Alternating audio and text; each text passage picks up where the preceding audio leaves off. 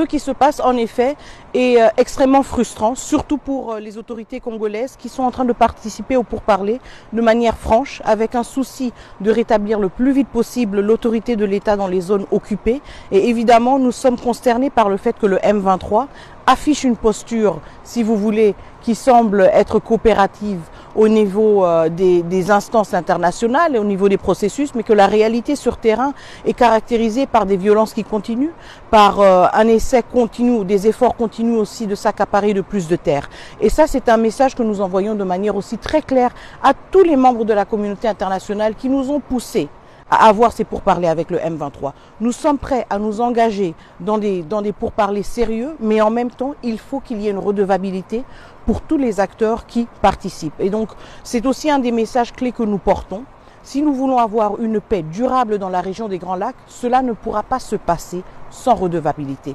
Et donc, la redevabilité, elle ne vient pas après, elle ne vient pas dans un futur lointain. Elle commence maintenant. Tous les acteurs doivent être tenus responsables pour leurs engagements et pour leurs manquements vis-à-vis de ces engagements. Ça veut dire aussi que la communauté internationale a un rôle à jouer, pour créer un environnement propice à des pourparlers qui sont pris au sérieux. Nous savons de qui le M23 dépend. Nous savons très bien qu'avec un peu plus de pression, qu'avec un peu plus de sanctions et de redevabilité, la donne peut changer rapidement. Et ça, c'est notre message à tous nos partenaires qui, d'une part, nous encouragent d'opter pour la voie politique, mais de l'autre part, sont très timides quand il s'agit des réalités sur le terrain. Vous parlez de sanctions, vous dites on sait très bien de qui le M23 dépend. Je suppose que vous faites allusion ici au Rwanda. C'est le Rwanda, je ne fais pas allusion, nous savons que c'est le Rwanda, c'est établi par les rapports indépendants des Nations Unies. Il s'agit du Rwanda et personne d'autre. Qu'est-ce qui peut être fait aujourd'hui pour que la situation puisse être inversée? Certains parlent de sanctions économiques.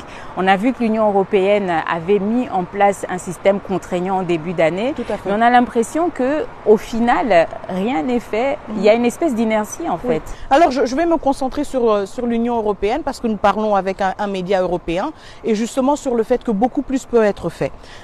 Vous regardez d'autres conflits auxquels l'Union européenne a eu à faire face.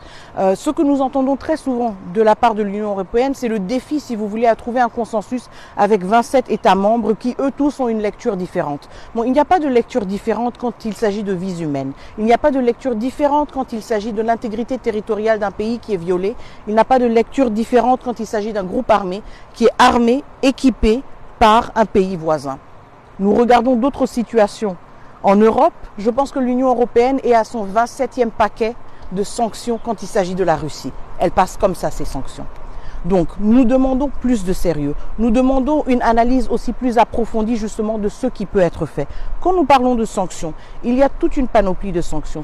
On peut parler de sanctions individuelles, on peut parler de sanctions qui ciblent des institutions, on peut parler de sanctions qui ciblent des entreprises. Et donc, c'est là qu'il faut justement mettre la pression et identifier quels sont les leviers qu'on peut activer pour avoir une plus forte réaction.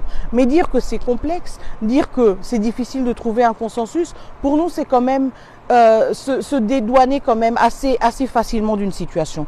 Revenons encore une fois à l'Union européenne, revenons aux pays européens. Nous avons il y a quelques semaines eu une conférence quand même assez fructueuse à Paris sur les questions humanitaires, sur l'assistance humanitaire dans la région des Grands Lacs.